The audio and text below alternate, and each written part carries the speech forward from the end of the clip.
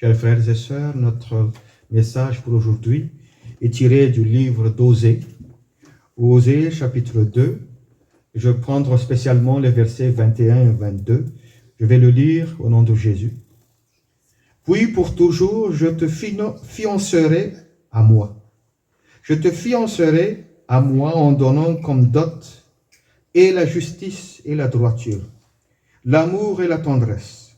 Je te fiancerai à moi en donnant pour toi la fidélité et tu connaîtras l'Éternel. Nous allons voir comment le Seigneur renouvelle son amour pour nous. L'histoire du prophète Osée est un peu étrange, car Dieu lui a ordonné de prendre comme épouse une prostituée. Je lis le chapitre 1, verset 2. Voici comment le Seigneur commença de parler à son peuple par l'intermédiaire d'Osée. Il dit à celui-ci, « Va, épouse une femme qui pratique la prostitution sacrée. Les enfants que tu auras d'elle seront des enfants de prostituées. » En effet, le peuple du pays se livre à une vraie prostitution en se détournant de moi, le Seigneur. Alors Osée a pris une prostituée nommée Gomère comme épouse. Il a eu 3 enfants d'elle. Quelle obéissance! Quel serviteur fidèle! Hélas, bien qu'elle soit déjà mère de famille, Gomère est encore rattrapée par l'esprit d'adultère et elle est retournée pratiquer la prostitution. Encore une fois, Dieu a ordonné à Osée de ramener sa femme à son foyer conjugal. D'où le renouvellement de vœux au chapitre 2, versets 21-22. Puis pour toujours je te fiancerai à moi. Je te fiancerai à moi en donnant comme dot et la justice et la droiture, l'amour et la tendresse.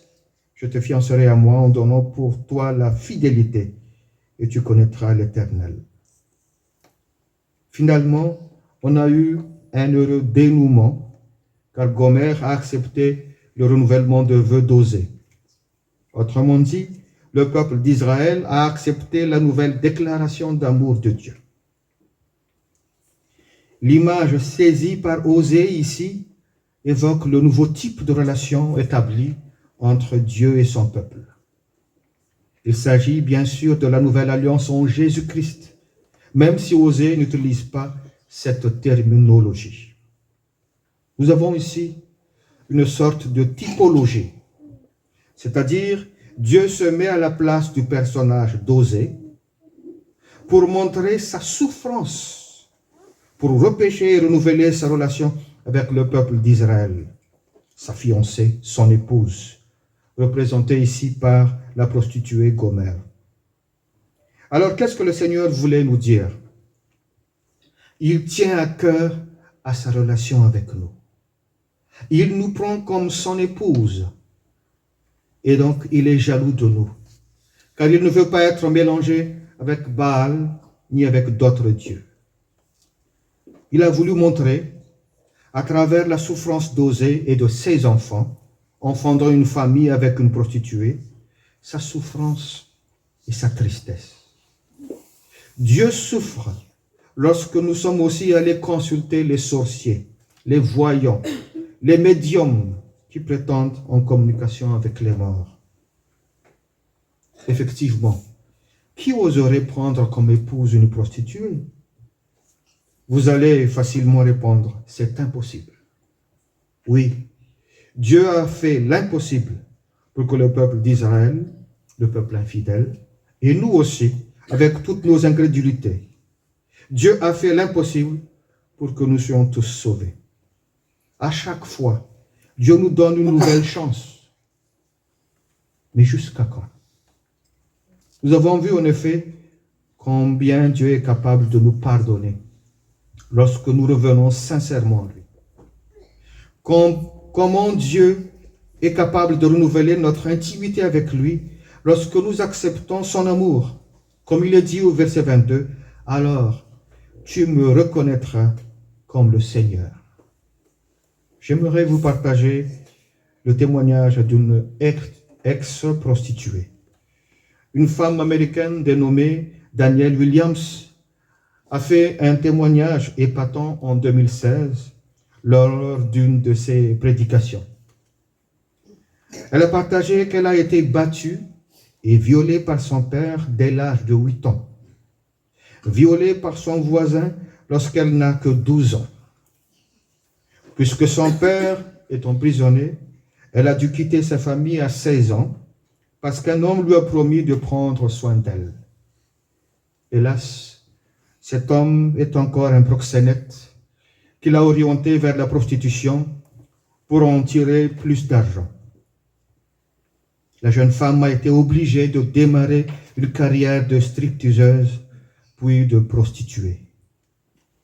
Mais une nuit, quand elle a accepté un client psychopathe, l'homme l'a séquestrée, l'homme l'a battue. Et ce client ne veut pas la libérer, mais désire la garder uniquement pour lui. Alors, il l'a enfermée. Et ce calvaire a duré 3 semaines. Enfermée, désespérée, s'attendant à la mort, Daniel Williams s'est effondré. Et pour la première fois, depuis des années, elle a prié et elle a dit, « Seigneur, si tu me libères d'ici, je changerai ma vie pour toi. Ne me laisse pas mourir ainsi, pas comme ça, à 19 ans. » Comme il est dit dans Ésaïe 59, 1, « Non, la main de l'Éternel n'est pas trop courte pour sauver, ni son oreille trop dure pour entendre. » La prière de sa fille bien-aimée n'a pas échappé à l'oreille du Seigneur. Daniel Williams a instantanément senti la présence de Dieu dans son fort intérieur. Alors, comme elle est toujours enfermée dans cet endroit lugubre, quelques jours plus tard, un homme a entendu ses cris et l'a aidé à s'échapper. À peine libéré, Daniel Williams a mis fin à sa carrière dépravée et sa vie de débauche. À cet instant, elle sait qu'elle est sauvée et elle a décidé de donner sa vie à Jésus-Christ. Sa vie est radicalement transformée. Et maintenant, Daniel Williams est une prédicatrice de l'Évangile. Et elle a terminé son réjouissant témoignage en disant qu'il n'y a aucun péché trop mauvais ou trop grand que Christ ne puisse pardonner. Et quiconque invoquera le nom du Seigneur sera sauvé. Chers frères et sœurs, une fois notre relation avec le Seigneur est renouvelée, tout le reste s'ensuit. Le Seigneur est avec nous tous les jours dans tout ce que nous entreprenons. Alors, si vous entendez la voix de Dieu aujourd'hui, ne refusez pas de comprendre. Ne remettez plus à demain ce que vous pouvez faire dès aujourd'hui avec lui. À Dieu seul soit la gloire. Amen.